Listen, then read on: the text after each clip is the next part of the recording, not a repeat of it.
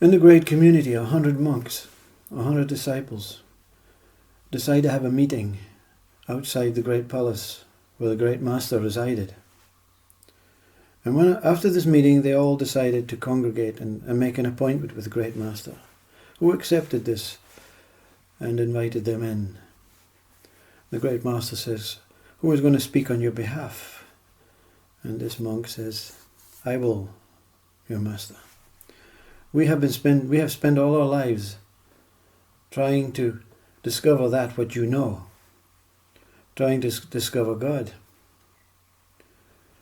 It matters not how we go about it, we cannot find that way, that method, that understanding, that wisdom that you know. Can you help us, please?" And the great master says, "Of course I can. That's what I've been waiting for, you see.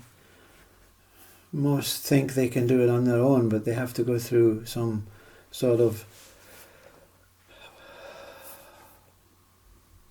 master. So here's what I suggest you do.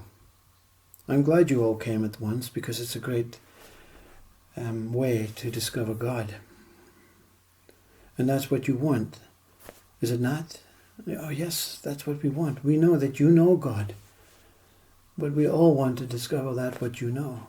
We all want to be as wise as you, so that we can fulfill this life that we have sacrificed just for this experience."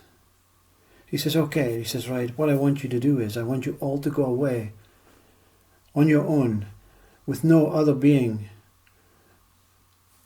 totally alone, for 3 months. And when you go alone, I want you not to communicate with anything, anyone, anything outside of your own mind, your own beingness. I want to take you, and I want you all to take the same question. I'm not going to give you this question individual. I'm going to give you all one, because collectively you have came as one, so therefore I give you this question as one. I want you to take this question: who am I? What am I? And in this 3 months, I want you to really inquire what this question means, where it can lead you, and whether you can find God or not. Is that clear?" And the old monks look at each other, and one says, but we're not, we know who we are. We don't want to discover ourselves. We want to discover God. And the great master looks at that monk and says, "If you doubt my teaching, then there's no point in pursuing this. You can all leave and go back to your chores. I'm giving you the question that will reveal God. Please use it wisely." And of course, I'm sorry, we don't doubt you, sir." He says, "Now go, 3 months. Come back here. I will give you a time and a date, and we will all congregate, and we will all discover what we have each met, or each want to share."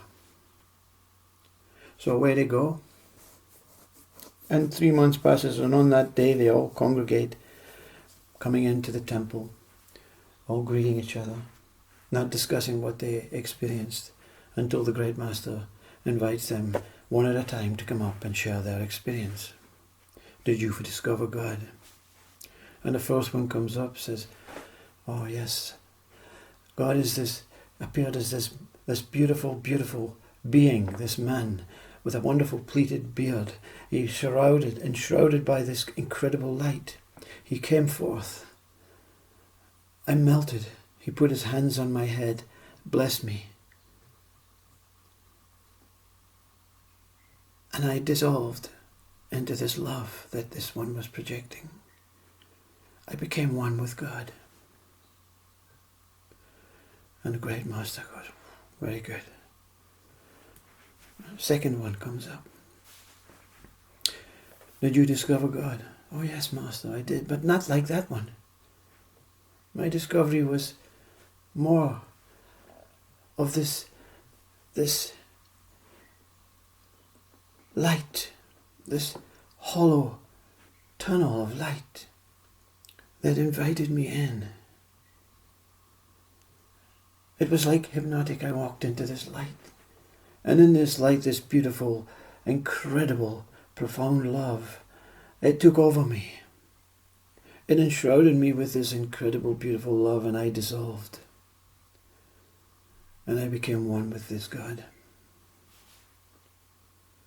Very good, he says. Third disciple comes up. Did you discover God, my son? Oh yes, but not like these two. I was on a hill in my mind, and this incredible force came down from the skies. It had 6 heads like serpents, and in the middle had this beautiful emptiness, this void, this incredible pot of love. I dived in. I dissolved, and I became one with God. Ah, very good. And the 4th man comes up. Did you discover God? Yes. Oh yes, Master, but not like these 3. My discovery was of this voice, and it explained to my being that only consciousness exists. And God is of that consciousness. All is of that consciousness, and this consciousness is infinite and limitless. And this consciousness, it overwhelmed my mind and my body. It enshrouded me with this incredible love. And I dissolved, and I became one with God. And the other 96, they come up and they tell completely different stories. And the great master says, well done. This has been a true success.